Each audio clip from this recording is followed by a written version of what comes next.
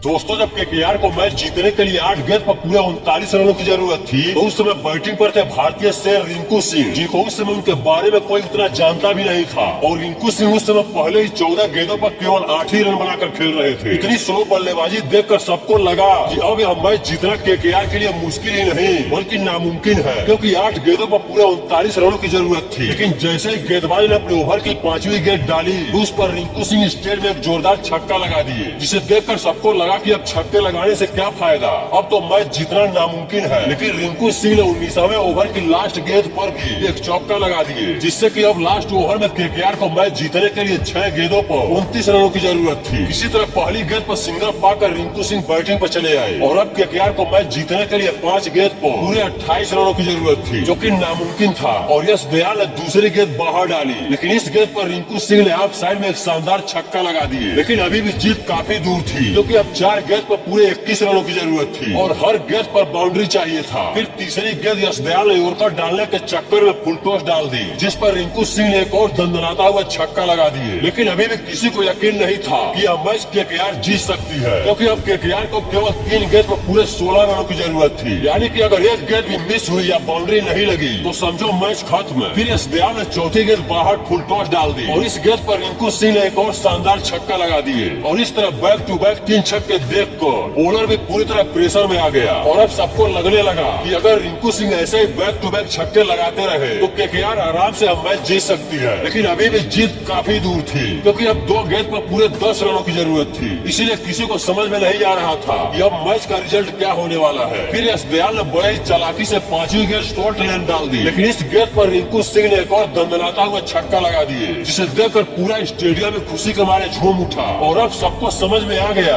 कि रिंकू सिंह कोई आम बल्लेबाज नहीं बल्कि एक मैच विनर खिलाड़ी है। और अब रिंकू सिंह इतिहास रचने से केवल एक ही शॉट दूर थे, क्योंकि आखिरी गेंद पर 4 रनों की जरूरत थी। इसलिए स्टेडियम में सब कोई अपनी सांस रोक कर बैठ गया था। सब कोई चाहता था कि रिंकू सिंह आखिरी गेंद पर किसी तरह चौका लगाकर मैच जिता दे। लेकिन रिंकू सिंह को तो उस दिन छोटा इतिहास नहीं बल्कि बड़ा इतिहास रचना था, इसीलिए वह आखिरी गेंद पर भी एक दंदनाता हुआ छक्का लगा दिए। और इस तरह रिंकू सिंह ने बैक टू बैक 5 छक्के लगाकर 99% हारे हुए मैच को जिताकर पूरी दुनिया में रिलायबल रिंकू के नाम से फेमस हो गए। क्या आपने भी रिंकू सिंह की पारी लाइव देखी थी? हमें कमेंट बॉक्स में जरूर बताएं और वीडियो को लाइक जरूर करें। धन्यवाद। जय हिंद।